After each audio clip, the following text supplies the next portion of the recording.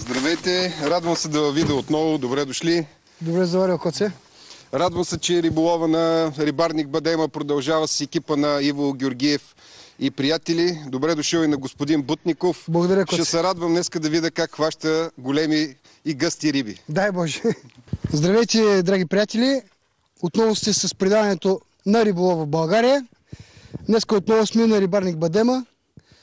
Темата на днешния риболов ще е риболов на фиксиран ваглер на шаран.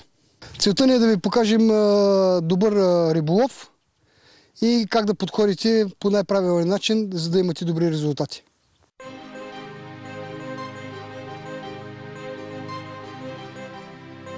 Захранката съм е разбъркал.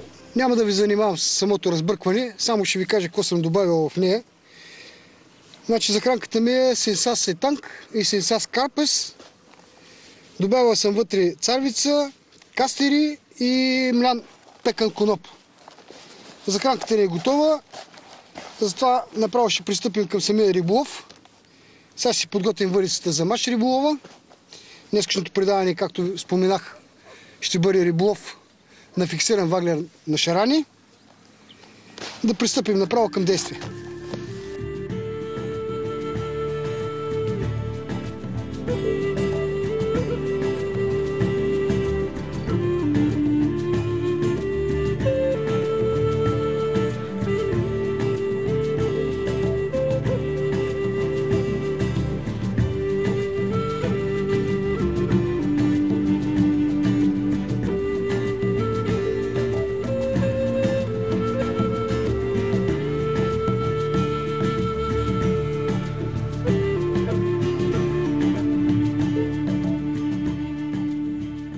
Вече сме готови да пристъпим към самия риболов. Искам с няколко думи да се спра на линията, която ще използвам днеска. Ваглер на миди 4,8 плюс 2,4. Нарочно съм подбрал по-тежка линия, понеже духа вятър. А знаете, че шарана много не обича стръвта да мушава. Значи линията от какво се стои? Повод 30 см, кука 10 номер Animal, повода е 0,16. Микровирбел, 2 дропера номер 7 над микровирбела и на около 35 см. Оливетка застопорена от двете страни с по 2 дропера с 2 съчми, с по 2 съчми. И това не е дълбочината на ваглера. Фиксиран ваглер. Вирбела се продава по магазините, по търговската мрежа. Аз обичам сам да си ги правя. Нищо особено по линията, стандартна линия. Основно влакно 0,20. Да пристъпим сега към захранването.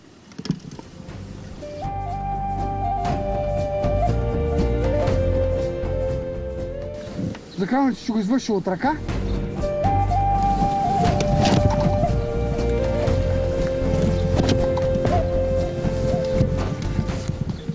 Хвърлихме 6-7 топки, мисля, че са достатъчно за предварително захранване.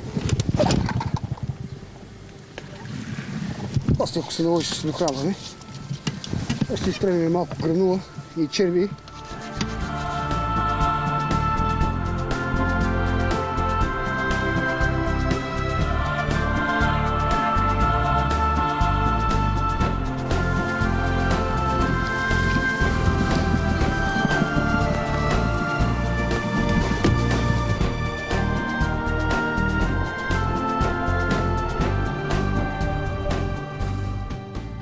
Направихме нужната подготовка, хвърлихме тежката захранка, стреляхме няколко прашки с гранула, няколко прашки царевица и сега единственото, което ни остава е да започнем да хващаме риби.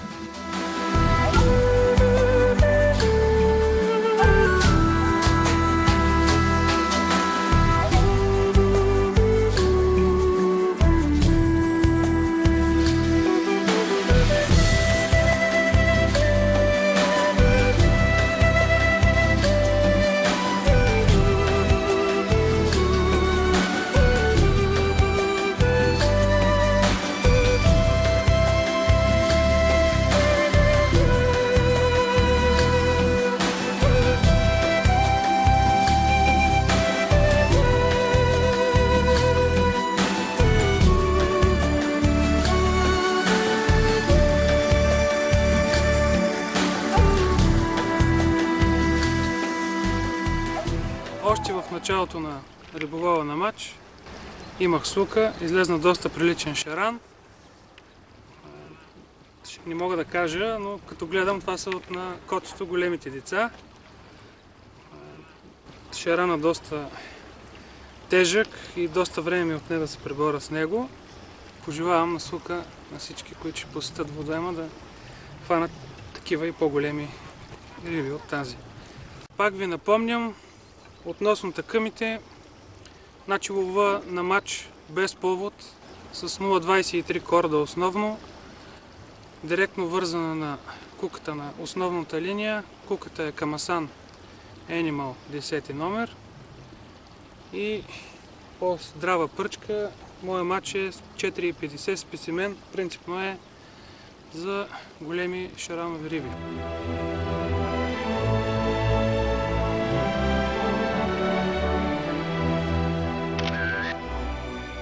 Както каза Васко, това е едно от големите деца на рибарник Бадема, които съм отгледал с грижи и с любов.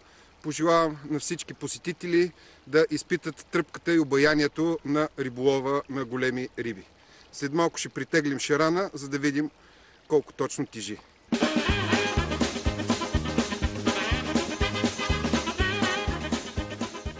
Ето, слагаме шарана на кантара, който тежи 5 кг и 400. Сега ще побързам да го пусна, тъй като още някой да изпита удоволствието от улова на големи шарани.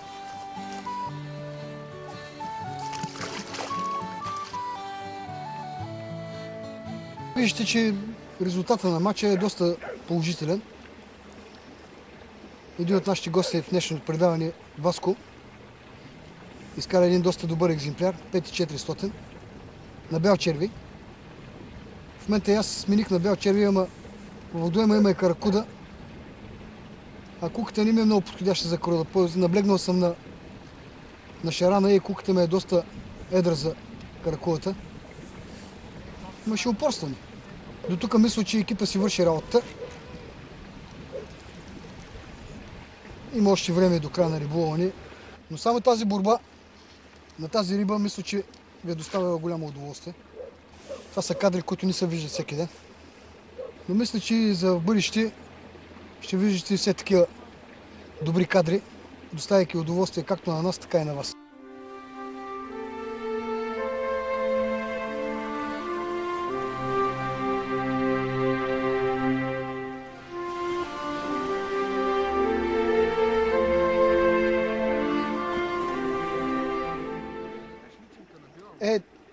Това не можа да го повярвам как стана.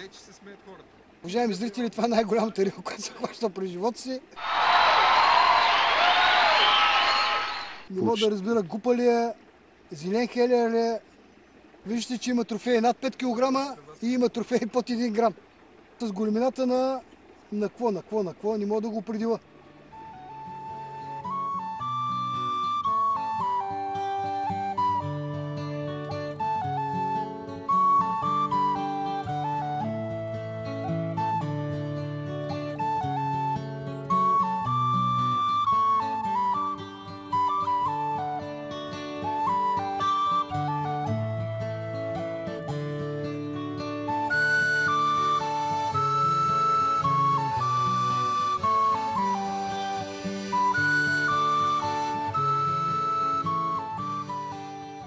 Уж съм възпитан на спортното училище, удържам напора на тази хубава риба. Явно щангите ми помогат в един момент. Боя шоколади съм изял.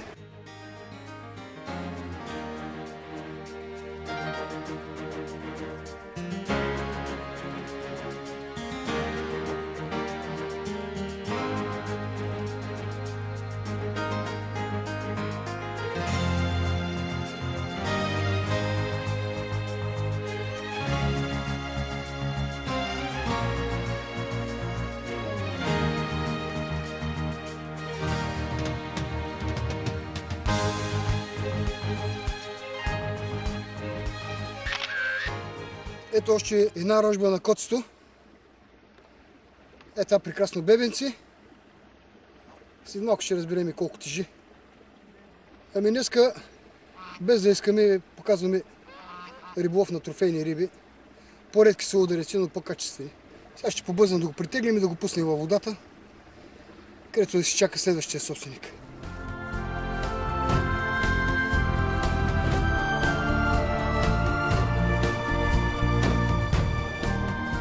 Бързах да пусна рибата. Тежеше 3 кг и 900 грама. И имам още да го догонвам рекорда на Васко. Сега след малко ще фана е по-голям.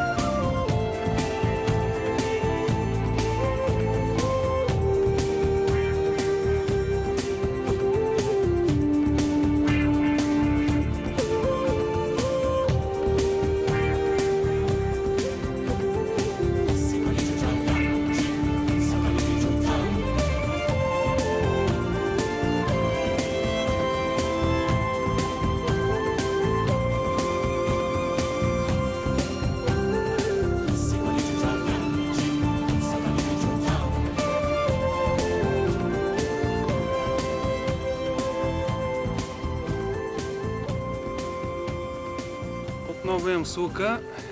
Виждате, че когато човек има желание, упорство и не малка доза късмет, се отблагодаряват с... Това е някой ученик вече на котето. Доста добър. За мое очудване, предишния беше малко по-борбен. Сега ще го притеглим, да видим. Този е по-голям от предишния.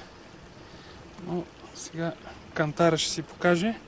Интересното е, че това е гол шаран, не е люспъст. Пак, както видяхте на матч, на бял черви. Общо взето, днес ви показахме важните тактики и тънкости на риболова на рибарник Бадема. Как се ловят трофейни шарани на матч. Това е целта на нашето предаване. Пожелавам на всички да има такава слука, защото тръпката и изживяването е доста голямо. И най-важното, ловът и риболовът винаги продължават.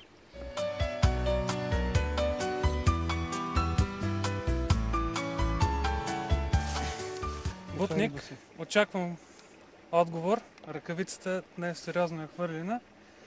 Айде той да го хванеш ти или някой друг късно човек. Абе, базика, ще се фърли ми ръкавицата, сега ще достойно трябва да ти отговоря.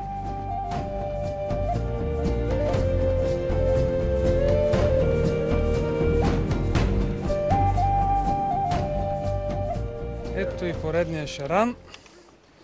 Още не мога да преценя колко е голям, но не е малък. И днес бутника просто тотално загуби съревнованието. Това е някакъв младеж на котото пореден.